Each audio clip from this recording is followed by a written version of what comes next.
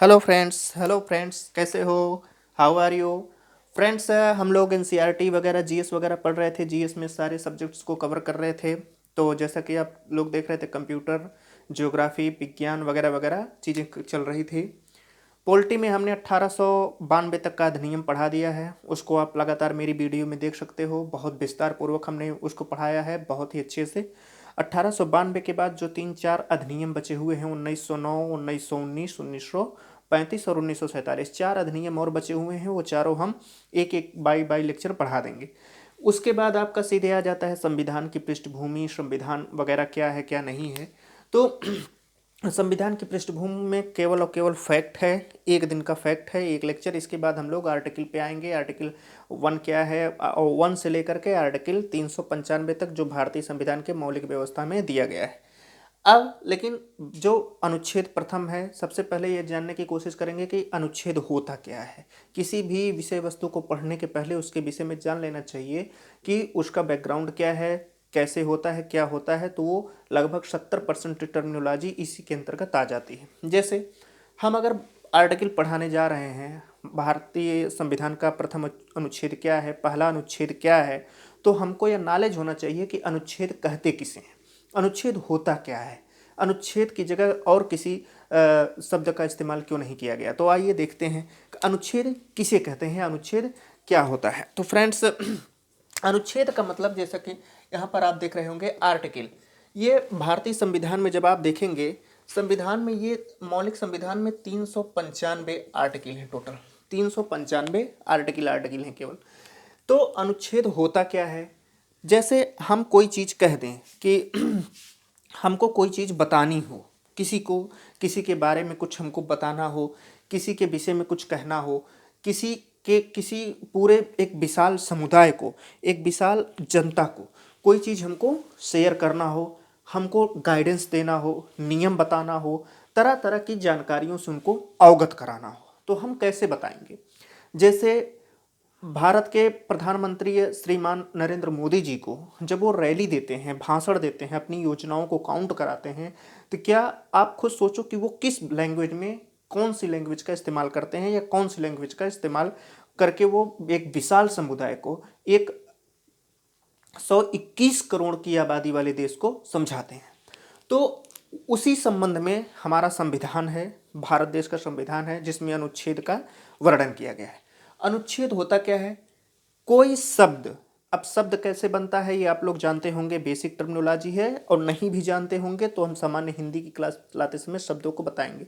जो हम बोल रहे हैं वर्ड, क ख ग घ अंग च छ ज झ, इनसे मिला करके शब्दों का निर्माण होता है। और यही जब शब्दों का समूह आ जाता है तो उसे वाक्य कहते हैं। ठीक है? तो शब्द हो गया, वाक्य हो गया, सूत्र हो गया। सूत्र मतलब छोटे छोटे खंड वगैरह। तो यहाँ पर शब्द, वाक्य, सूत्र और भी बहुत सारे हैं, जैसे खंड, उपखंड, नियम, कथन। ठीक है? नियम, कथन, पैरा, ये सब। तो कहने का मतलब कि कोई भी शब्द, कोई भी वाक्य, सूत्र, खंड, उपखंड, नियम, कथन, पैरा, अर्थात आपके पास कुछ ऐसा वक्तव्य होना चाहिए, कहने का ऐसा तरीका होना चाहिए, जिससे कि आप जिसको कुछ बताना चाहते हो वो आपकी पूरी बात को समझ सके। तो वही होता है। एक तो ये हो गया। ठीक है? अब इन सब से विचार क्या निकल के आता है, क्या भाव निकल के आता है। जैसे हमने कहा कि राम स्कूल में आए दिन परीक्षा में टॉप करता है। तो मैंने क्या कहा? राम आए दिन स्कूल की परीक्षा में टॉप करता रहता है। तो यहाँ राम के विषय में बताया गया है। ठीक है?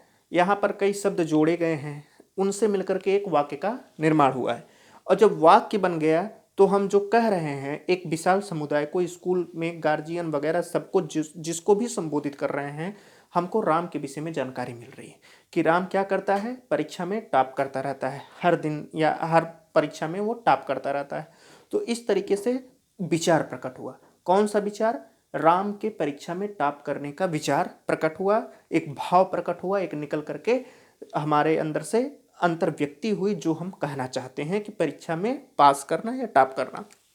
उसी तरीके से ये जो विचार और भाव हैं, ये विचार और भाव आएंगे कहाँ से? ये आएंगे शब्दों से, वाक्यों से, सूत्रों से, खंडों से, उपखंडों से, नियमों से, कथन से, पैरा से, वक्तव्य से इत्यादि से। इटीसी मतलब जिससे आपको कुछ जानकारी मिले या जानकारी हासिल करने का आपको ज्ञान मिले। तो ये है। इसके बाद अपने अर्जित ज्ञान। इसका मतलब कि आपने इन सब से शब्द, वाक्य, सूत्र, खंड, उपखंड, नियम, कथन, पैरा, वक्तव्य इत्यादि से जो विचार आया, जो भाव आया, उसमें अपने अर्जित ज्ञान का आपने उपयोग किया। अर्जित ज्ञान कुछ इस तरीके से होना चाहिए।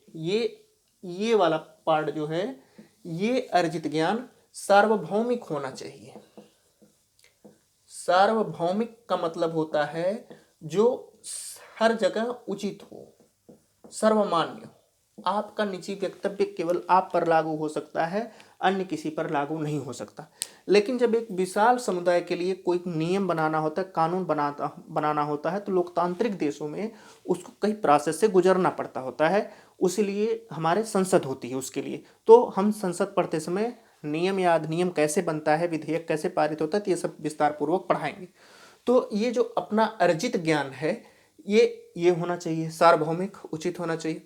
इसके बाद जितने भी मेंबर होते हैं, जितने भी लोग होते हैं, उनकी निजी अनुभूति होती है। ठीक है, ये निजी अनुभूति जुड़ती है।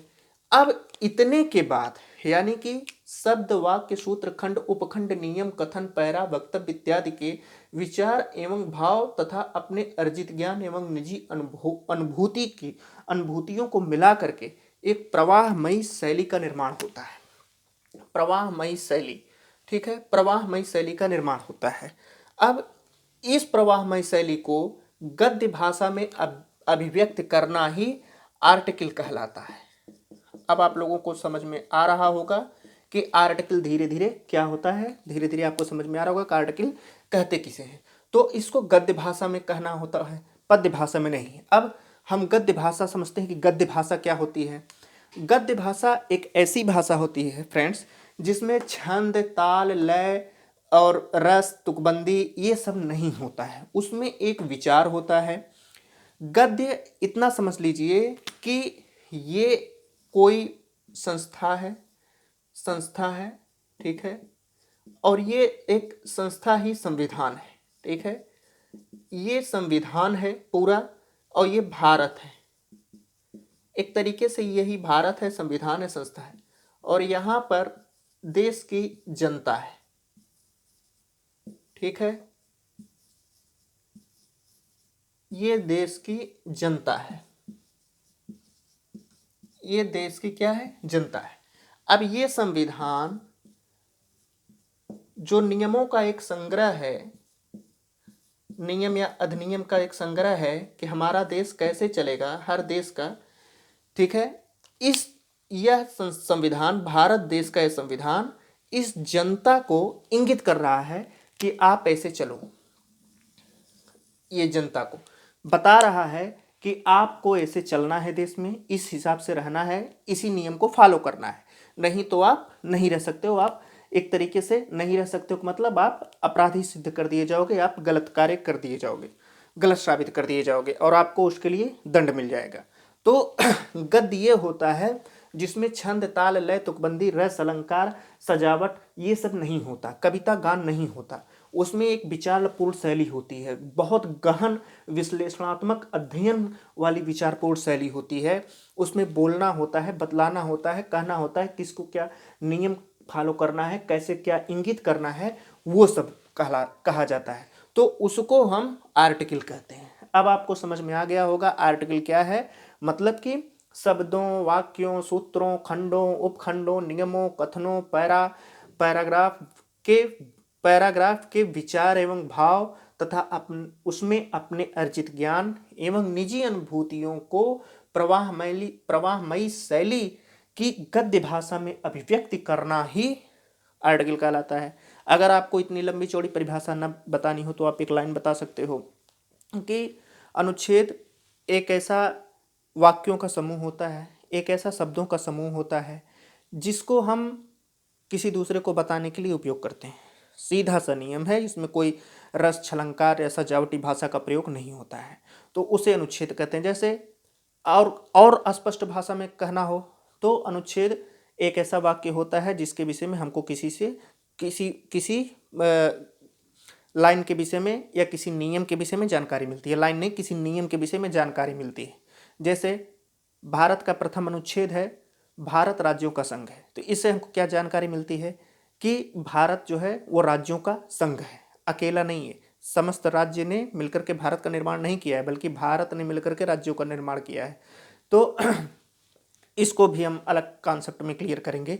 तो यहाँ पर हम बता रहे हैं कि अनुच्छेद क्या होता है। तो अनुच्छेद यही होता है फ्रेंड्स, हम जो कहना चाहते हैं सीधा सीधा एक लाइन में जान लीजिए, हम जो कहना चाहते हैं एक नियम के तौर पर अपने विशाल समुदाय को प्रवाह कराना चाहते हैं, बताना चाहते हैं, उनको इंगित कराना चाहते हैं, तो उनको हम जिस शैली की भाषा बोल रहे हैं उनको समझ में आना चाहिए, वही अनुच्छेद होता है। कहानी खत्म। नियमों के संग्रह का आप नियमों के संग्रह को कैसे लिखते हैं कि ताकि सामने वाला समझ जाए, यही अनुच्छेद है आपका। पद्य नहीं होता, क्योंकि पद्य में रस अलंकार संगीतमय संगीत वाक्य ये सब रहता है, उसमें सजावटी भाषा का प्रयोग होता है। तो नियम कोई सजावटी खेल नहीं होता, नियम इंसानों पर लागू होता है, इसलिए वहाँ पर सजावट की कोई गुंजाइश नहीं रहती। इसीलिए यहाँ पर गद्य भाषा का प्रयोग किया गया। भारतीय संविधान क्या है क्या नहीं है ये सब अलग टॉपिक है। तो आज हमने क्या सीखा, अनुच्छेद क्या है। अब किसी दिन हम धारा बताएंगे, आज ही बता दे रहे हैं लेकिन किसी दिन और विस्तार में बताएंगे। आज यहाँ का टॉपिक अनुच्छेद था। धारा होता है कि जो भारतीय दंड संहिता होती है, पहले धारा समझे आप, पहले भारतीय दंड संहिता समझ लो। भारतीय दंड संहिता होता है कि एक ऐसा नियम भारत राज्य के अंतर्गत जो हर व्यक्ति को इंगित करता है कि अगर उसने कोई अपराध किया है तो वह दंड का प्रार्थी है। ठीक है, इसको भारतीय दंड संहिता कहते हैं। कि भारत में जो कोई भी नागरिक रह रहा है, भारत राज्य क्षेत्र के भीतर चाहे कोई भी नागरिक हो, अगर उसने कुछ अपराध किया है, कुछ नियमों के विरुद्ध कार्य किया है, तो वह अपराध योग्य है, वह दंड के योग्य है। उसके लिए धारा बनती है। तो ये धारा और अनुच्छेद में एक माइन्यूट डिफरेंस होता है। अनुच्छेद नियमों का संग्रह होता है और धारा क्या होता है, ये भारतीय दंड संहिता, धाराएं मिलकर के भारतीय दंड संहिता बनाती हैं। इसमें बहुत सारे क्वेश्चंस हैं, जैसे धारा संविधान में क्यों नहीं आई, संविधान में अनुच्छेद क्यों आए, ये सब एक रिसर्च का टॉपिक है। किसी दिन हम विस्तार पूर्वक इसका लेक्चर लेंगे। तो आज हम क्या समझे, अनुच्छेद क्या है, धारा थोड़ा बहुत समझ लिए, अधिनियम क्या होता है, ये भी आपको धारा भारतीय संविधान में पढ़ने के लिए नहीं मिलेगा, अनुच्छेद और अधिनियम पढ़ने के लिए मिलेगा। अनुच्छेद ये क्या कहते हैं, अधिनियम क्या होता है, जब नियम संसद में जा करके तैयार हो जाता है, उसको दोनों संसदों से, दोनों सदनों से, यानी लोकसभा, लोक सदन, राज्यसभा, राज्य सदन से, जो कि उच्च सदन होता है, पारित करा दिया जाता है और अंत में राष्ट्रपति की मुहर लग जाती है, तो वही नियम हमारा अधिनियम बन जाता है। ठीक है, विधेयक को कोई भी मंत्री या गैर मंत्री का मतलब वो भी सांसद विधायक ही होता है, लेकिन कैबिनेट से नहीं होता, विपक्ष से होता है। अगर वो किसी पेज पर लिख करके नियमों का संग्रह या कौन सा नियम हम लाना चाहते हैं उसको संसद में पारित करा देता है, राष्ट्रपति की मुहर लग जाती है, तो वही नियम हमारा अधिनियम बन जाता है। तो आज हमने 3 चीज़ सीखा, विस्तार में अनुच्छेद सीखा, हल्के तौर पर धारा सीखा और थोड़ा सा और बेहतरीन ढंग से अधिनियम सीखा। इन तीनों में विस्तार पूर्वक क्या डिफरेंस होता है इसको हम किसी और लेक्चर में कवर करेंगे, लेकिन जो पॉलिटी में आप अनुच्छेद पढ़ेंगे उसके लिए इतना बहुत बहुत सफिशियंट है। अनुच्छेद इससे ज़्यादा नहीं होता, अनुच्छेद पर आप विशेष फोकस कीजिए। तो मिलते हैं हम भारत के प्रथम आर्टिकल के साथ, भारत के संविधान के प्रथम अनुच्छेद के साथ, और जो हमने अधिनियम को छोड़ा है यानी 1892 तक पढ़ाया उसको आप कवर कीजिए। 1892 के बाद 1909 से लेकर के 1935 तक का अधिनियम हम किसी दिन कवर करा देंगे अदर लेक्चर्स में। तब तक के लिए a lot of thanks friends. जितना हो सके आपसे लाइक शेयर सब्सक्राइब करना ना भूलिएगा, क्योंकि आपके द्वारा किया गया कोई भी लाइक शेयर सब्सक्राइब हमें अति उत्साह देता है। हम इसी तरीके से नई नई चीज़ों को लाते रहेंगे आपके सामने, नए नए ज्ञान से आप सारगर्भित होते रहेंगे। तब तक के लिए a lot of thanks friends, a lot of thanks.